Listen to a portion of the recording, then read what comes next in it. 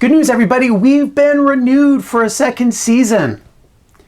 I'm kidding. I know that's not how YouTube actually works, but this is series 2. It's about paragraphs. If you didn't watch series 1 about sentences, that's okay. But I do want to recommend, if you have not watched episode 0, which is going to be the first link in the description below, I highly encourage you to do that before we get started. But right now, I'm just going to head to the theme song.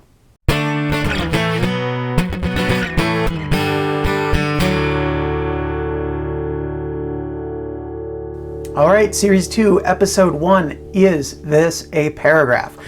Those of you who did watch Series 1 about sentences, you might remember that the first episode was, Is This a Sentence? I kind of feel like with paragraphs, we need to start in the same place. Make sure we all have a working definition of what a paragraph is. And it's important to me that we do because I get questions in my class all the time. How many paragraphs does this have to be? And how many sentences are in a paragraph? And where's your hair? Okay, that last one has nothing to do with paragraphs, but stop asking. Anyway, students will get frustrated with me when I can't give them a straight answer to a question like, how many sentences long should this paragraph be? And that's because every paragraph is going to be different. Every writing assignment is different. Every writer is different. There is no one set answer. So here's my definition.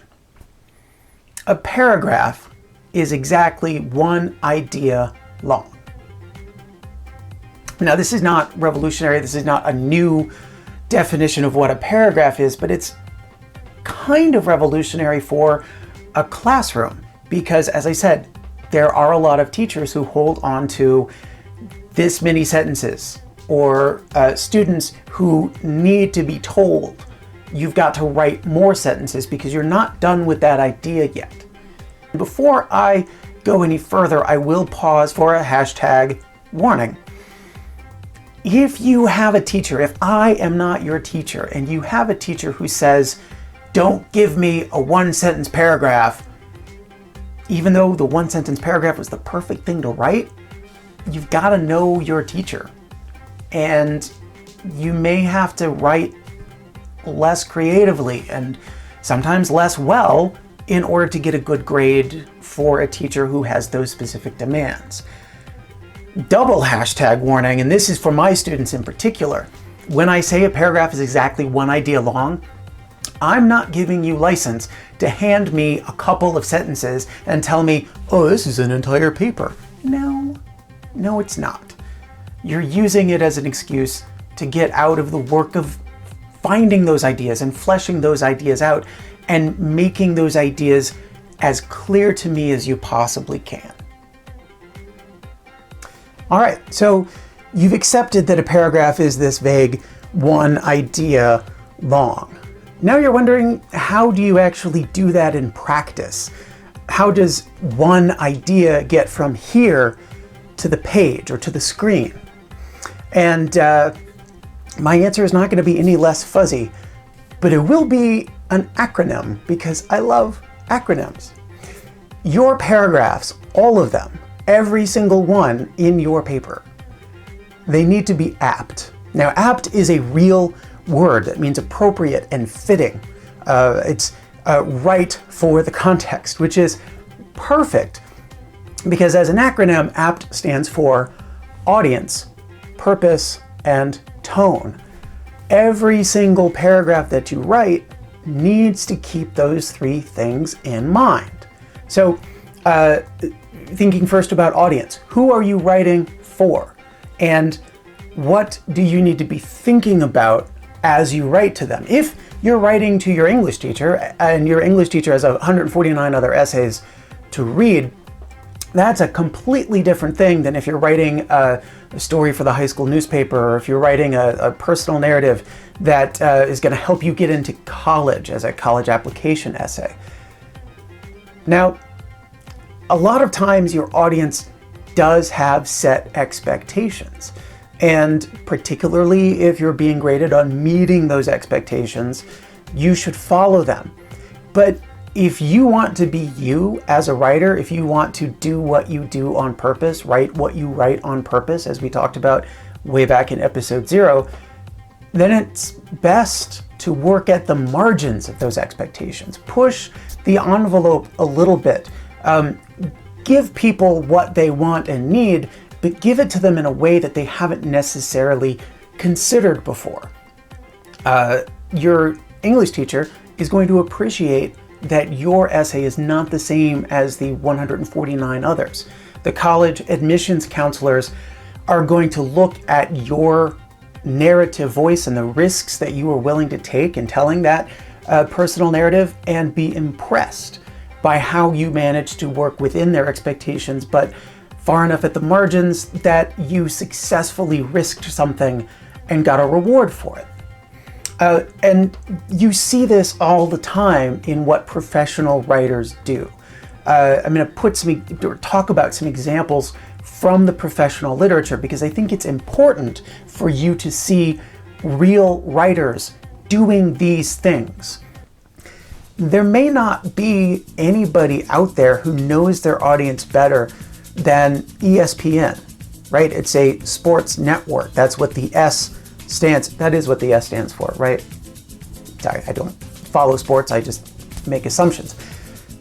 So here, I'm just going to put it up on the screen for a second. This is a story about Alex Rodriguez, the baseball player. And the excerpt that I've got, this is not the whole thing. I'm linking to the whole thing. In fact, all of the examples that I talk about in this episode will be linked in the description.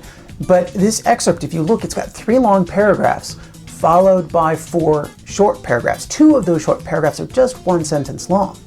So looking at this professional example, we can't answer the question, how many sentences in a paragraph? Because, well, some of these are long and some of these are short. But let's look at what those long paragraphs do. The first one, zoom in a little bit. This first one gives us some information about Alex Rodriguez that we didn't know before. It goes beyond what he does out there on the baseball diamond. I want to say diamond. Yeah, diamond. And it's this. No father, no college. These are his 2 gaping wounds, his 2 great sorrows. Okay, first of all, that's a fantastic sentence. If you're thinking about a sentence that you want to imitate, that's a great sentence.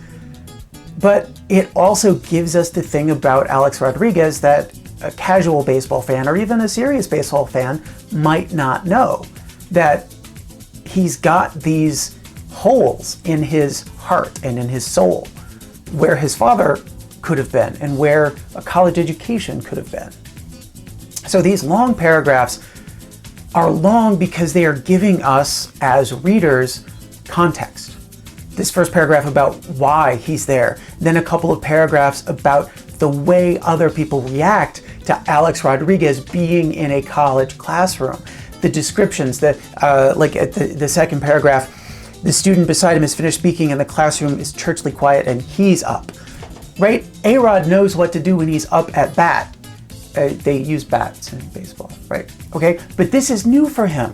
So you get that feeling of expectation in this paragraph. And then the long paragraph afterwards, which is, slowly, ever so slowly, 24 students turn around and look at him, right?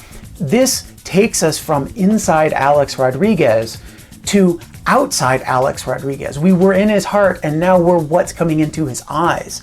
And then we have these 4 short paragraphs. What the hell is Alex Rodriguez doing in my marketing class? The first one says. So now we're actually hearing the voice of someone else observing A-Rod. And then these next short paragraphs are full of short sentences. When we were getting descriptions, the sentences were longer, the paragraphs were longer. But now that we're getting reaction, now that we're feeling tension, the paragraphs are short and the sentences are short. That is great writing. That is great writing for the audience because it takes into account what they know, what they don't know, what they expect, and what they don't expect. Which brings us around to P, purpose. Main idea, the theme, the point that you're trying to get across. Okay, I'm gonna make a confession here. I'm like a lot of other English teachers in that I will sometimes, a lot of the time, stand at the front of the room and I say, your essay needs to be cohesive. You need to write a unified composition. I say these things, and English teachers all over the country say these things, and they kind of take for granted. I know I take for granted that students know what cohesive means or know what unified means when it comes to an essay. So if I can try to make this clear, when teachers talk about a unified cohesive composition, a unified cohesive essay, it means that every single paragraph moves you closer to the end and keeps your purpose in mind. It gets you closer to that purpose. Every single sentence within a paragraph, and we'll talk about this in later episodes, particularly episode 3 about body paragraphs, but every sentence in a paragraph needs to move the essay, needs to move the writing closer to its end goal, closer to its purpose. And as an example of this, I'm going to put up, this is a couple of paragraphs from the middle of an article by a woman named Lindy West. Look, you're on YouTube right now, and it's probably not going to surprise you to learn that people on the internet are terrible people. They do awful things. They say the worst things to people. And so this is an article that Lindy West is writing where she's telling a story about confronting one of her trolls. But it's a great read because every single sentence in her text moves us closer to her purpose, what she's trying to say. And I've singled out these two paragraphs because I think these two paragraphs really exemplify that. Okay, so let's take a look. All right, the first of these paragraphs, it's a single sentence. This is not the first paragraph of her writing, but this paragraph is a single sentence. So again, can I say how many sentences there are in a paragraph? No, because it's always going to depend on the situation. In this case, she's moving toward a purpose, and that purpose is identifying somebody who's done terrible things to her and talk about what those terrible things are. And so this one idea that this one sentence paragraph is about is where she says somebody started stalking her on Twitter. That was the idea. That's what she needs to establish in that paragraph. The paragraph that immediately follows, it's much longer, and it has details that push us toward understanding her purpose. And again, let's take a look.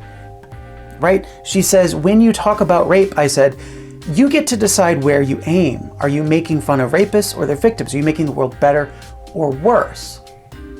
So she's taken a step back from my dead father started following me and harassing me on Twitter, which is obviously not her dead father, but her troll.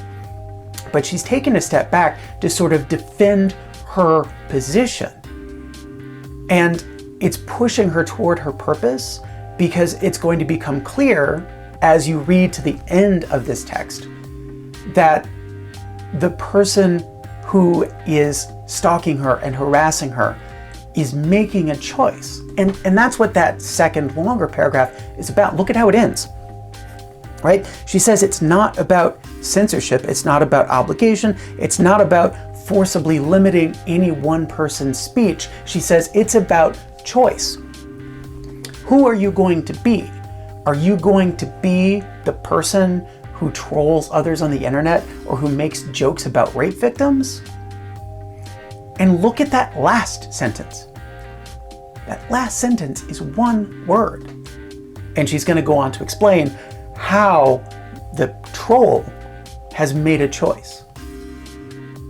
You don't have to be a jerk on the internet, she's trying to say. But here's one guy who was. And that brings us around to T for tone. And all of my actual former students at this point are hiding under their desks because they know what I'm going to say. And before I say it, I'm going to give a shout out to Jill Bernard, who taught it to me. Jill Bernard is a fantastic improvisational comedian and improv instructor. And when she talks about taking on and inventing a character in improv, she talks about how you have to have an emotion. You can't be a robot. And so while there may be a billion different terms for all the different emotions that we might feel, and therefore all the different tones we might choose to take in our writing, they fall into 4 basic categories: mad, sad, glad, and a frad. And that's where my former students are all like, a frad? Can't believe he's... But, 50 years from now, you're going to remember 4 things from my class: mad, sad, glad, and a frad, because they rhyme.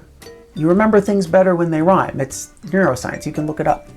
And we can get better or more specific than mad, sad, glad, and a frad. Here, for example, is a wheel of emotion. It's called Plutchik's wheel of emotion. I'll put a link to a description of it. But as you can see, it's pretty colors, but it also has several dozen terms for different emotions that you might feel, or different tones that you might choose to take in your writing. So again, I want to give you some examples from the literature. And this first one, it's by Johann. It appeared in Political magazine a few years ago, and it's about an FBI agent and the people under him. And this FBI agent was determined to take down what he saw as the root of all evil in America at the time. And it's going to shock you when I say this: jazz music. That's right. Not violent street gangs, not narcotics, not communists, because this was the middle of the last century when communists were a thing, but jazz musicians. That's who we wanted to go after. And I'm going to put up, this is a few paragraphs from near the beginning of the story. You can see the tone, and I want to point out some things here in this first paragraph. The scene filled with rebels. He wrote to his agents and he instructed them, please prepare all cases in your jurisdiction involving musicians in violation of the marijuana laws. The quote from this agent. And then his advice on drug raids to his men was always simple: shoot first. Hari, the author, is, yes, using this FBI agent's words, but he's using them in service of a particular tone. And I think you would agree with me that that tone is, man, this Anslinger guy was crazy. Johann Hari doesn't say this Anslinger guy was crazy, but the tone, and it's things like, he longed to see them all behind bars, after naming famous jazz musicians, people who are like among the most famous Americans the 20th century ever produced. When you get to the end of this excerpt, you realize that he's particularly fixated on, of all people, Billie Holiday. That somehow Billie Holiday, the jazz singer, is the worst possible offender and the FBI needs to take her down? That's crazy. And look at what Hari says in the third paragraph from this excerpt. He says, in the end, the Treasury Department told Anslinger he was wasting his time taking on a community that couldn't be fractured, right? The jazz musicians all wanted to stay together, but it goes on. So he scaled down his focus until it settled like a laser on a single target. Okay, we're talking about laser-like focus on a single target. And this is what I love about this paragraph, is that the laser-like focus is the idea, right? This paragraph is one idea long. So Anslinger, this FBI agent, has a laser-like focus. It doesn't say who he's focused on. I spoiled it for you earlier that it's Billie Holiday. So it's that fourth paragraph in this excerpt when he says, he wanted to bring the full thump. Okay, like how does that not set a tone or work with the tone? The full thump of the federal government? Wanted to bring the full thump of the federal government down upon the scourge of modern society. We get it, Hari. You think this guy was crazy, and you've given us detail and paragraphs that make us agree with you. So that's it, the end of episode 1. As it turns out, the answer to the question, is this a paragraph, is itself a question. Is it apt? Are you, through every paragraph of your writing, keeping a focus on who your audience is and what their expectations are, and maybe writing at the margins of those expectations? Are you keeping your purpose in mind and having every paragraph lead us closer to the end?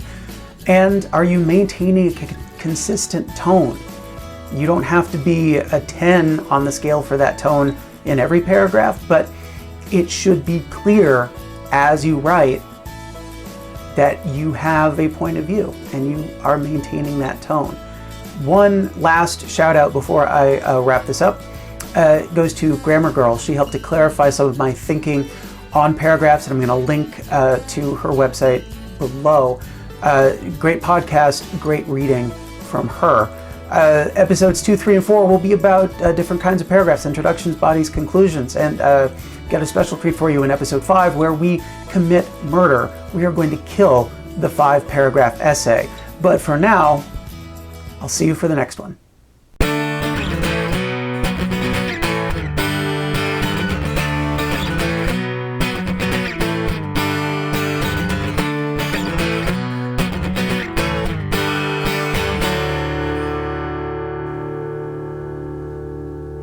And so that's it, everybody. The end of episode 1. The answer to is this a paragraph? Ooh, I slurred that one.